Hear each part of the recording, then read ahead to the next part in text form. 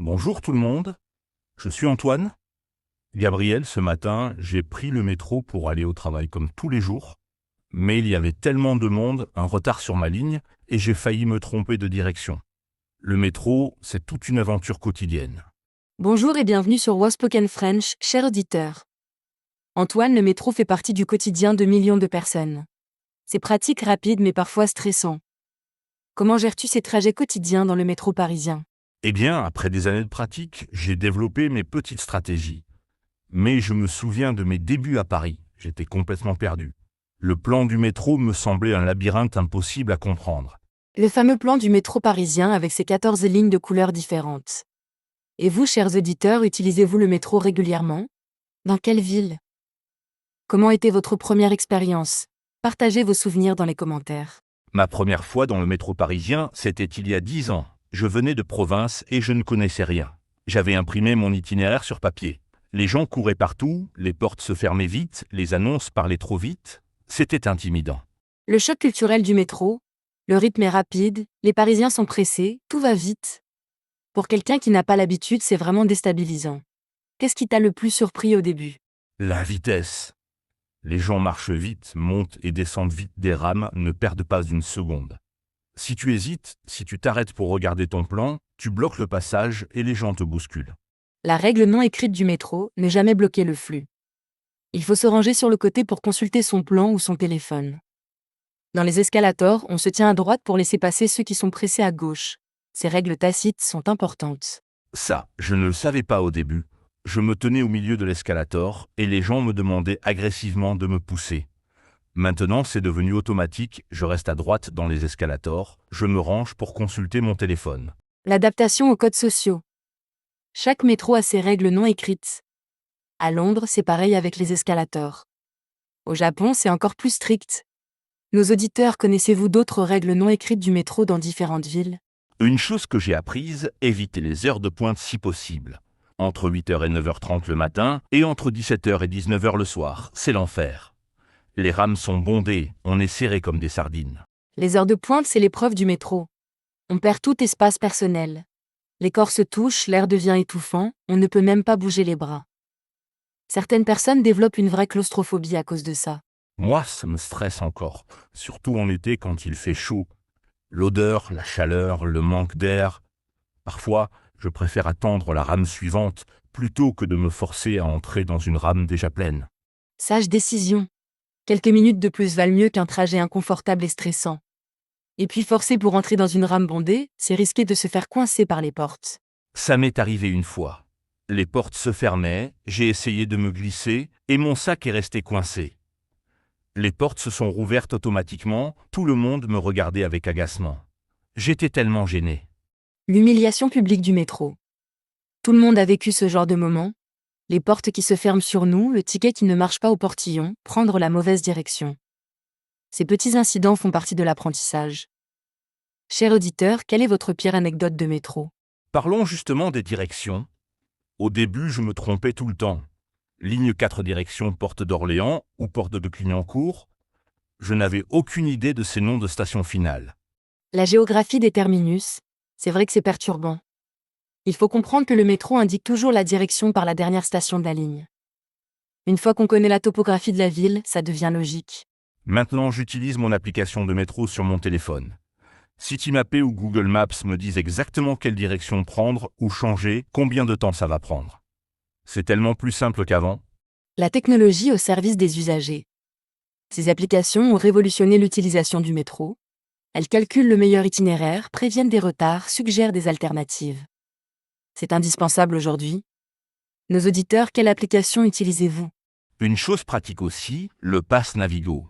C'est l'abonnement mensuel du métro parisien. On paie un forfait et on peut prendre le métro autant qu'on veut. Plus besoin d'acheter des tickets à chaque fois. L'abonnement mensuel existe dans la plupart des grandes villes. C'est économique et pratique. On badge en entrant et en sortant, c'est tout. Fini les files d'attente aux distributeurs de tickets. Exactement. Et le Pass Navigo fonctionne aussi pour les bus, les tramways, même certains trains. C'est vraiment le moyen le plus simple de se déplacer en région parisienne. L'intégration des transports. Un seul passe pour tous les modes de transport public. C'est intelligent et ça encourage les gens à laisser leur voiture. Chers auditeurs, avez-vous des abonnements de transport dans votre ville? Une difficulté que je rencontre encore, les correspondances. Certaines stations ont plusieurs lignes qui se croisent. Il faut trouver la bonne sortie, suivre les panneaux, parfois marcher longtemps sous terre. Les correspondances, c'est le jeu de piste du métro. Certaines stations comme Châtelet et à la Paris sont immenses avec des dizaines de sorties. On peut facilement se perdre. As-tu des astuces pour les correspondances? Oui, je regarde toujours le plan de la station sur mon application avant de sortir de la rame. Comme ça, je sais dans quelle direction marcher. Et je suis les panneaux indicateurs avec attention. Les correspondances sont toujours bien indiquées. Suivre les panneaux, c'est la clé. Ils sont conçus pour guider les usagers. Même si ça semble compliqué, en suivant méthodiquement les indications, on arrive toujours à destination. Une chose que j'apprécie dans le métro, la ponctualité. Les rames passent toutes les 2 ou 3 minutes aux heures de pointe. Même s'il y a un retard, ce n'est généralement que de quelques minutes. C'est fiable. La fréquence élevée est un avantage majeur. Rater une rame n'est pas dramatique, la suivante arrive vite. C'est très différent des trains régionaux où rater un départ peut signifier attendre 1 heure. Nos chers auditeurs, comment est la fréquence du métro dans votre ville? Attendez-vous longtemps entre 2 rames? La ponctualité est-elle bonne? Excellente question. Et maintenant parlons de la sécurité. Te sens-tu en sécurité dans le métro parisien? Globalement oui, mais il faut rester vigilant. Il y a des pickpockets, surtout sur les lignes touristiques et aux heures de pointe. Je garde toujours mon sac devant moi, mon portefeuille dans une poche fermée, mon téléphone bien en main. La vigilance sans paranoïa. Le métro est généralement sûr, mais c'est un lieu public fréquenté par des milliers de personnes. Les vols à la tire existent, les précautions de base sont importantes. Nos auditeurs, avez-vous déjà été victime de vols dans le métro? Heureusement, ça ne m'est jamais arrivé. Mais un ami s'est fait voler son téléphone. Il le tenait à la main près de la porte, et au moment où les portes se fermaient, quelqu'un l'a arraché et est sorti en courant. Le vol à l'arraché, c'est une technique classique. Les voleurs profitent du moment où les portes se ferment. C'est pour ça qu'il vaut mieux ranger son téléphone quand on est près des portes ou le tenir fermement avec les 2 mains. Maintenant, je fais très attention. Et le soir tard, j'évite certaines lignes ou certaines stations. Il vaut mieux être prudent. Je reste dans les zones éclairées, près d'autres voyageurs. La prudence nocturne. Le soir, le métro est moins fréquenté, l'ambiance change. Certaines personnes préfèrent prendre un taxi ou un Uber après 23 heures. C'est une question de confort personnel. Une chose que j'aime dans le métro, la diversité.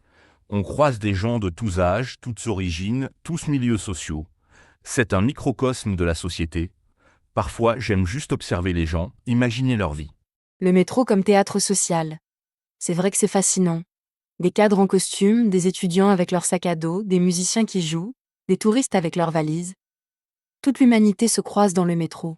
D'ailleurs, les musiciens du métro, certains sont vraiment talentueux.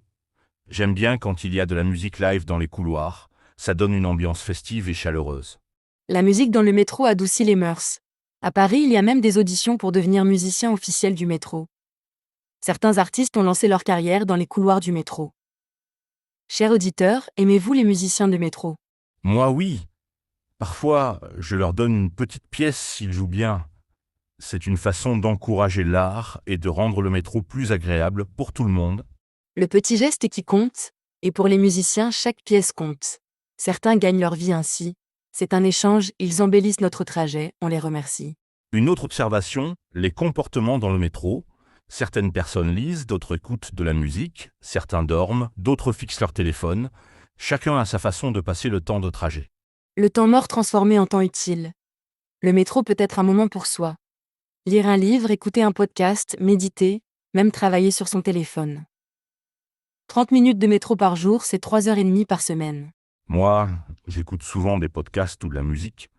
Avec mes écouteurs, je crée ma bulle personnelle. Le bruit du métro disparaît, je suis dans mon monde. Ça rend le trajet beaucoup plus agréable. La bulle auditive, les écouteurs sont devenus l'accessoire indispensable du métro. Ils nous isolent du bruit ambiant et transforment le trajet en moment de plaisir ou d'apprentissage. Nos auditeurs, que faites-vous dans le métro? Une règle que j'ai apprise, céder sa place aux personnes âgées, aux femmes enceintes, aux personnes avec des enfants en bas âge. C'est une question de politesse et de solidarité. La courtoisie dans les transports, c'est une valeur importante. Malheureusement, tout le monde ne respecte pas cette règle. Certains font semblant de dormir pour ne pas céder leur place. Mais quand on le fait, on se sent bien. Oui, j'ai toujours un petit sentiment de fierté quand je cède ma place. C'est un petit geste qui peut vraiment aider quelqu'un après une longue journée.